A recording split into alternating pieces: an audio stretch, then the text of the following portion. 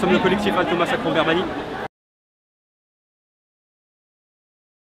qui a été créé il y a un an aujourd'hui, un peu plus d'un an, suite aux exactions qu'il y a eu en Birmanie l'année dernière, au mois de juin.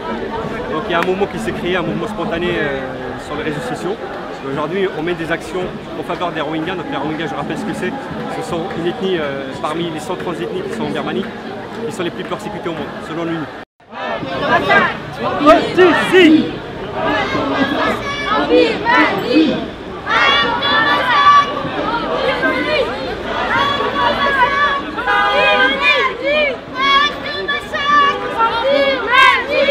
Aujourd'hui, vous voyez aujourd'hui, on est au point d'arrivée d'une manifestation qui a été menée aujourd'hui, donc le 6 juillet. Nous distribuons des t-shirts gratuitement, des t-shirts qui ont avant tout un travail, en tout cas un intérêt de sensibilisation avant tout. On n'est pas financé par aucune organisation, que ce soit étatique ou privée. Nous marchons vraiment avec nos moyens et le but c'est vraiment de diffuser l'information. C'est le but de ces t-shirts là. Et si vous pouvez en parler autour de vous, ça serait encore un effort de plus. Et voilà, et puis je rappelle qu'il y a aussi, on est le chef de projet d'un projet humanitaire en Malaisie. On est en train de construire un orphelinat pour les orphelins de Rohingyas en Malaisie. Pourquoi l'orphelinat? Parce qu'on s'est aperçu lors d'un voyage humanitaire qu'on a fait au Bangladesh au mois de mars, suite à une opération humanitaire, qu'il y a un vrai problème local dans des réfugiés.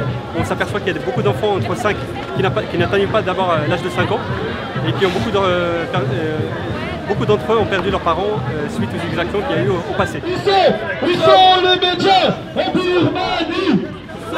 Où sont les médias en Birmanie? C'est-à-dire qu'il y a un silence médiatique qui plane sur cette question depuis des années. Depuis aujourd'hui, on en a entendu parler, ça fait un an qu'on a entendu parler de cette problématique. Pourquoi? Parce qu'il y a eu un massacre de masse qui a fait un petit peu de bruit et c'est comme ça qu'on a découvert. Mais il faut savoir que le problème des Rohingyas dure depuis des années. বহির্বিশ্বে এসে আমাদের জীবন রক্ষার্থে আমরা কেন বহির্বিশ্বে আসলাম? তার কারণ একটাই যে আমরা মুসলমান, আমরা সংখ্যালঘু। আপনারা শুনে অবাক হবেন যে বিশ্বে শুধুমাত্র মুসলমান হওয়ার কারণে বার্মাতে সংখ্যালঘু কিছুদিন পূর্বেও সংখ্যালঘু ছিল, কিন্তু এই ইতিমধ্যে পৃথিবী থেকে বিচ্ছিন্ন হওয়ার পথে এই রোহিঙ্গারা। Aujourd'hui, on est en train d'assister à l'extinction d'une communauté qui est aujourd'hui, qui demande simplement son droit. Il faut savoir que les Rohingyas, ce sont des citoyens birmans, ils ne demandent rien du tout à part leur nationalité, qu'on leur attribue. Aujourd'hui, il y a bien sûr une propagande journalistique et politique et sociale, un climat de haine qui est vraiment axé sur les musulmans de Birmanie.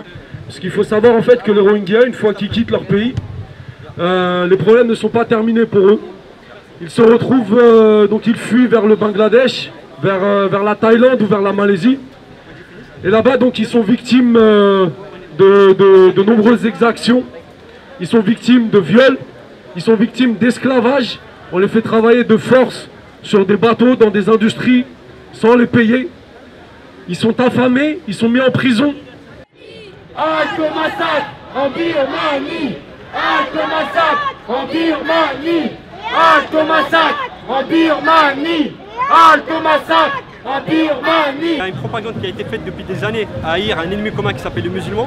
Et il se trouve que c'est cet ennemi-là qui s'appelle les Rohingyas, aujourd'hui qui sont le plus visés. Donc c'est l'ennemi commun aujourd'hui, avec une propagande et une complicité entre le président, donc la Junte birmane, donc la politique, et le pouvoir religieux qui est Wiratu. Donc Achin Wiratu, c'est le leader aujourd'hui de la communauté bouddhiste en Birmanie, qui propage la haine un peu partout avec ses discours très racistes.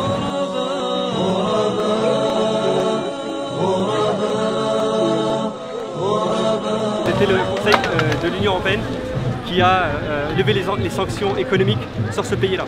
Alors même qu'il y a un génocide aujourd'hui qui s'opère sous nos yeux et sous le silence médiatique. Coca-Cola de retour en Birmanie après 60 ans d'absence. Le géant américain reprend la production locale dans une usine ouverte en avril. Le groupe annonce un investissement de plus de 150 millions d'euros et la création de 22 000 emplois.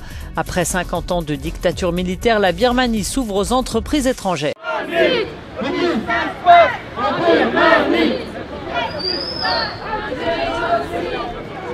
La plus basique des actions, c'est de la propagation, en tout cas la diffusion, le partage d'informations qu'on diffuse nous-mêmes ou certains médias communautaires qui sont les seuls à diffuser des informations sur ce sujet-là. Bien sûr, vous pouvez aussi faire des dons en ligne ou sur notre site internet. Bien sûr, et après j'appelle aussi à des entreprises qui sont sensibilisées, qui veulent faire aussi participer à cette aventure qui est une aventure humaine avant d'être musulmane. En tout cas, toutes les informations sur le site internet ou sur notre page Facebook Alto Massacre en Birmanie.